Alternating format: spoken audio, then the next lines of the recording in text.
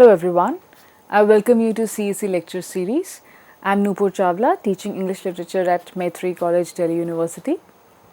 This lecture is the second part of the lecture on Henry Vivan Derozio, the Indian English poet.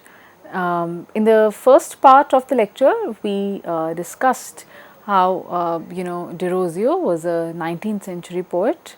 We traced his intellectual and social background. He was thickly embedded in the 19th century atmosphere of reform, which was very significant in India at that point of time. Reform in the sense of all the outmoded practices, beliefs which had tied humanity down until now were now being put to critical scrutiny, right? And a lot of theorists, actually not theorists, but a lot of thinkers, visionaries were taking that up, and different issues were being brought to the fore in society, right? And the next thing that we said was that the similar values therefore come to define Derozio the poet as well. He was defined by, or he was driven by, the modern values of justice, equality, freedom, fraternity, all of which therefore thereafter came to also define the Young Bengal movement, which was a political cultural movement started by the ex-students of Derozio. We mentioned that how Derozio taught at Hindu College, and he would be very closely discussing ideas with his students, right? So that's what also gave rise to this kind of offshoot from his work and his thoughts and beliefs. Thereafter, we discussed the poem written by Derozio called "Freedom to Slave," and we placed all these, we actually traced all these defining features through that work of his, right? Now in this lecture, what we are going to do is we are going to take up another poem by Derozio and further try to understand that what exactly were his preoccupations, what are some of the questions that he takes up, and if you remember that in the in the first part of the lecture we also discussed that how he had written a poem on abolition of sati as well, right? So the second poem we did was the Freedom to Slave, and now the third poem that we are referring to here is the Orphan Girl. Now, even if you just look at the titles of the three poems, I'm sure that it's very easy to draw a connection, that he always picks up his topics of engagement are always marginal characters, right, are always marginal people, those who are not at the center stage, those who are perhaps on the social margins, are actually taken up for representation by Derozio, be it a slave, and now in this case it's the orphan girl, right? So even the choice of the subject by the poet really tells us about where his sympathies lie. So we'll very quickly go over the second poem by Derozio and understand what is the poet trying to say here. The first stanza, it goes like this: her hair was black as a raven's wings, her cheek the tulip's hue did wear, her voice was soft as when night winds sing, her brow was as a moonbeam fair. Now you see the initial sentences actually describe the orphan girl, right? And the description of her physical features is actually very interesting. Her hair was black as the raven's wings, right? Black hair, very visual. Yeah, her cheek, the tulip's hue did wear. So just as a tulip has a beautiful color. Likewise, even her cheek had that beautiful color. So you see, we notice right at the outset, even the way the poet describes the orphan girl, he has a soft stance towards her, right? He finds beauty in her. Otherwise, if we just look at the title and we imagine how the orphan girl would be, one of the most instinctive thoughts that comes to mind is that a sense of that it would be a figure of who one would empathize with, or who one would sympathize with, right? A figure of sympathy. But no, that's not how the poem opens. Instead, the orphan girl comes across as a figure of beauty, right? So this tells us about the poet's thought that he doesn't want us to pity the orphan girl, right? So, and it's a very, very strong stand to take, and therefore he describes in the physical description of the orphan girl, we see a sense of beauty in the poet's mind. So he says that her cheek the tulips hue did wear, her voice was soft as when night winds sing. So the voice was also melodious, just as the night winds. Her brow was as a moonbeam fair, her sire had joined the wake of war. Now, her brow was as a moonbeam fair. You see, once again, we also notice that how he is constantly taking, he's using references from nature to describe her beauty. First, he talks about the blackness of raven's wings. Then he talks about the color of a tulip. Then he talks about the the melodious sound of the wind, of the night wind, and also the moonbeam. So you see, and even in the previous poem, you would have noticed that how the slave also compares his freedom to that of nature's. So nature has a very, very distinct presence in Derozio's poems, and this directly tells us that how one of his very big influences were the British Romantics, the British Romantic poets such as Wordsworth, Shelley, Keats. And for those of us who are aware, who are familiar with English literature, would know that where his influence of nature is, or where his inspiration of nature is coming from, right? And we see that right at the beginning of the poem as well. So there was just a little aside for you to situate, for you to actually place, this physical description of the orphan girl. Now, thereafter, he gives us a view into the background of the orphan girl. How did he lose her parents, right? So he says, her sire had joined the wake of war. The battle shock, the shout and scar he knew, and gained a glorious grave. Such is the guerdon of the brave. Her anguished mother's suffering heart could not endure a widow's part. She sunk beneath her soul's distress and left her infant parentless. So, what do we understand? The word sire refers to father here. He joined the wake of war. So, very clearly, her father lost his life during war, right? There's mention of the battle shock, the shout, the scar, right? And quote unquote, the glorious grave. Why is the grave glorious? Because he died for a cause. Her father died for a cause. And once again, we notice here, the 19th century idealism, right? We were discussing just a while ago that how, at that point of time in 19th century, at the time when Derozio was writing, a certain sense of idealism had come to define poets, thinkers, writers.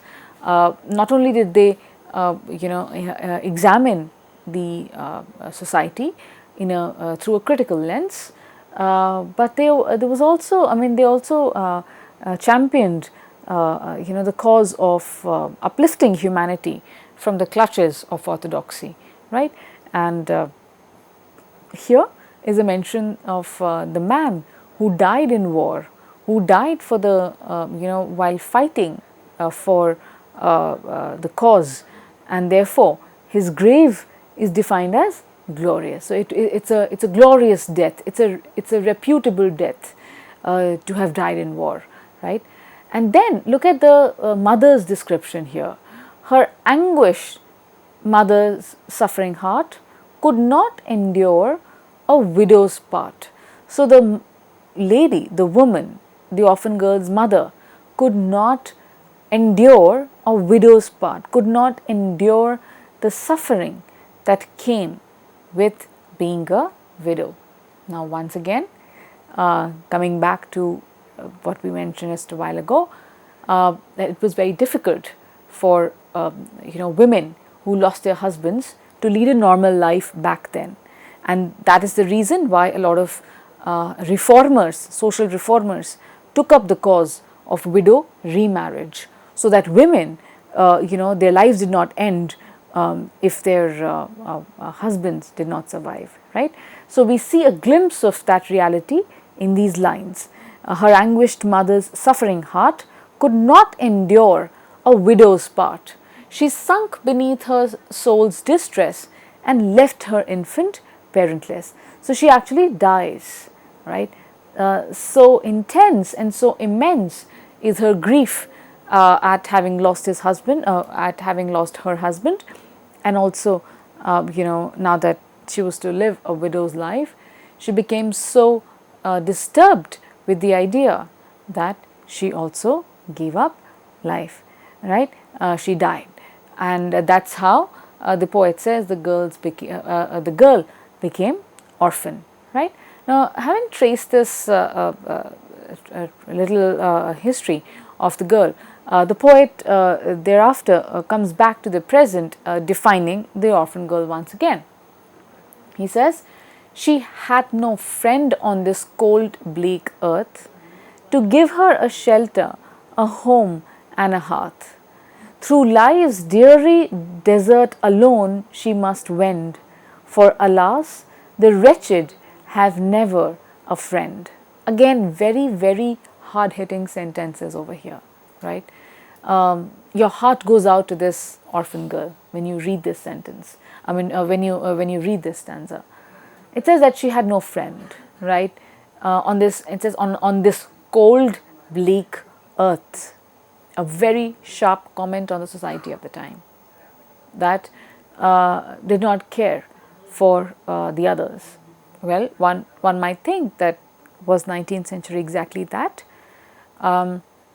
This is not exactly a comment on the times, but a comment on the fact that how the wretched, the people who were suffering, were actually treated, right? Not so, as he says, she had no friend on this cold, bleak earth.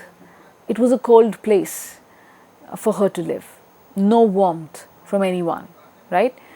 Nobody was there to give her shelter or give her a home after her parents were no more. It says, through life's dreary desert, alone she must wend. So this little girl must find her way all by herself in this dreary desert called life. For alas, the wretched have never a friend. So just because she was wretched, she was not somebody who was in a position of power. She was not somebody who had any influence. And she was someone who was suffering. So it says that the wretched have never a friend. That nobody comes with a kind ear or a kind word for someone who is suffering. So very here now Derozio becomes very, very sharp, right? He is questioning one may say fading humanity amongst people who fail to sympathize with those who need help, just like this orphan girl as well. And then he wonders that if that's the situation of this little girl, what lies ahead of her? What path should she take as she's all by herself in this cold, dry earth, as he says. So let's see what does the poet visualize the future like further. He says, and should she stray from virtue's way, the world will scorn, and its scorn can slay. Ah, shame hath enough to wring the breast, with a weight of sorrow and guilt oppressed. But oh, it's coldly cruel to wound the bosom whose blood must gush unbound. No tear is so bright as the tear that flows for erring woman's unpitied woes. And blessed be forever his honored name, who shelters an orphan from sorrow and shame. Now, once again, a wonderful thought. Now, here he's thinking that now that there is nobody to help the orphan girl, to give her shelter or to give her home, what is the choice that she's left with? So, if she strays from the path of virtue, anyway the world will not spare her. Why? Because it will cast scornful glances at her. Her reputation will be slayed, as the poem says, right? It says that shame has enough to wring the breast with a weight of sorrow and guilt oppressed. It says that the idea of shame, which is very easily imposed on a person who's socially weak, is enough to burden someone already going through a tough time. So the social critique by the poet actually really sharpens in these sentences. And then he says that if such as a treatment meted out to this orphan girl, he says it's coldly cruel to wound the bosom whose blood must gush unbound. He says that this girl is already wounded, right? And there is a need for the blood to gush unbound, which means that there is a need for her to be able to express herself freely after what she has gone through. And then, having established this, he says, no tear is so bright as the tear that flows for erring woman's unpitied woes.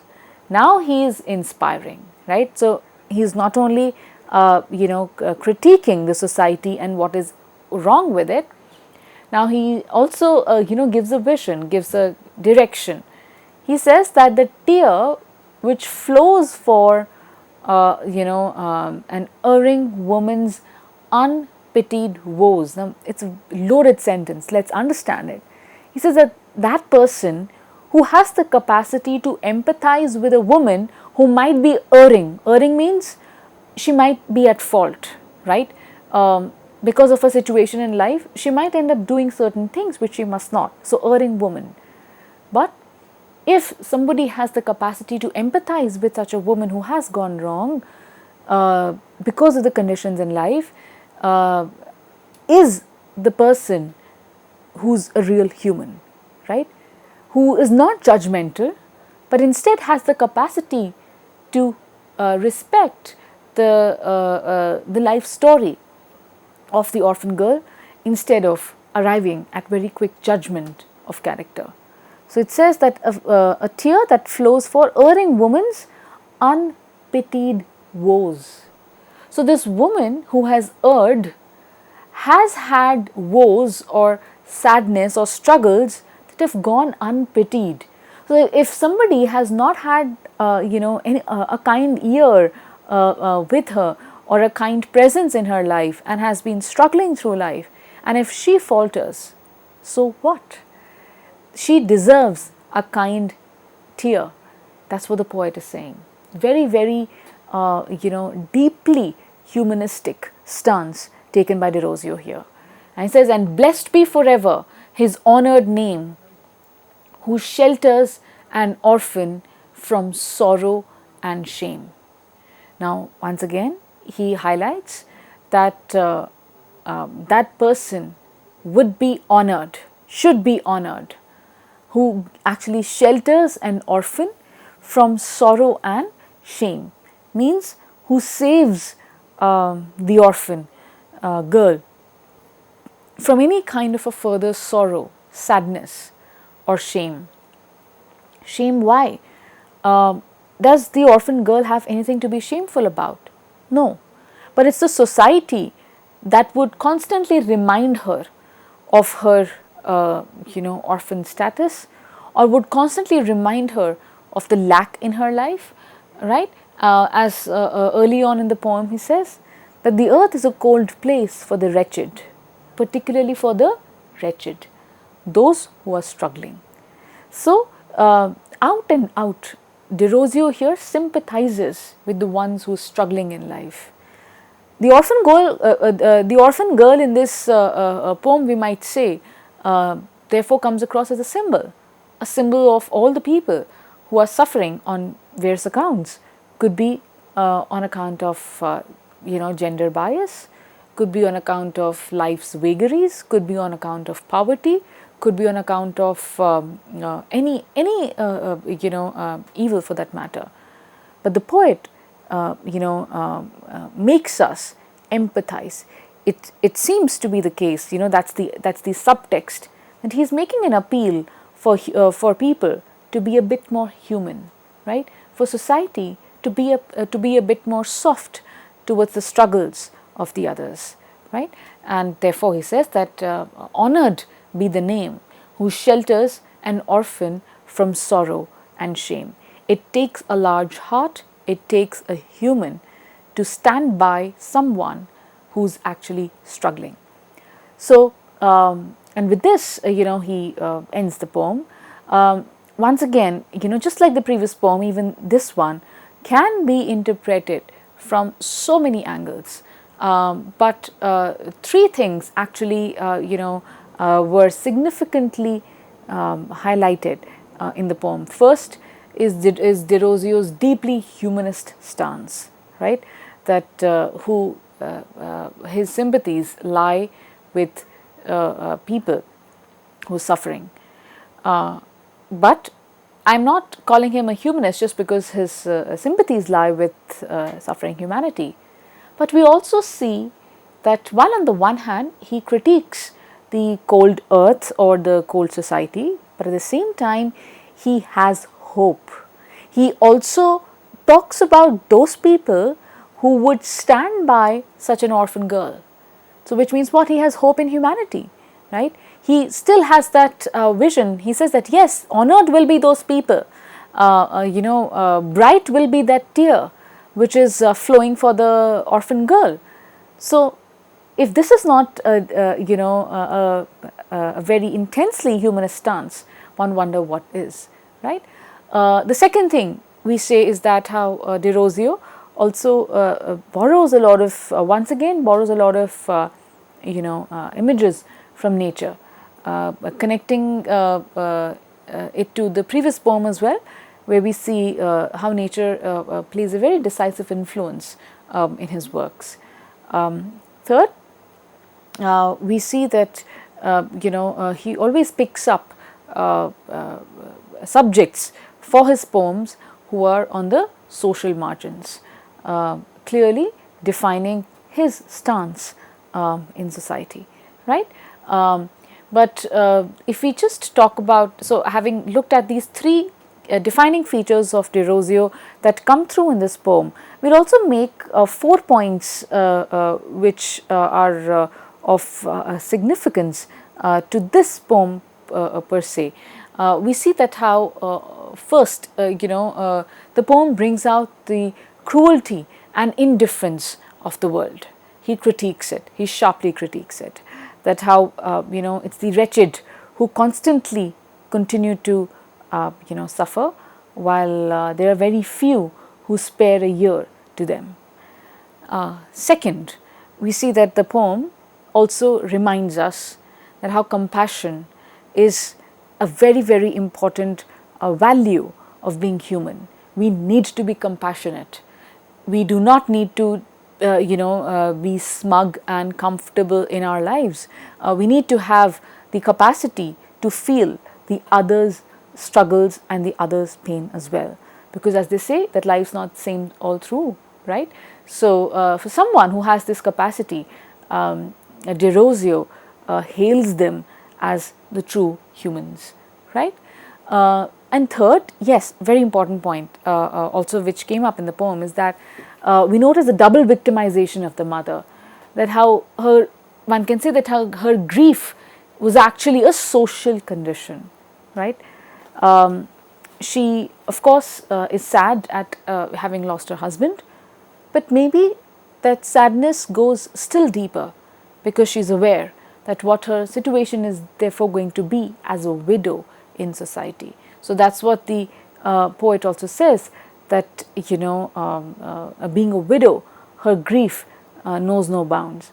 So once again, a very sharp comment on society. So you see, the other thing that we must also note here is that Derozio is not I mean, he doesn't preach.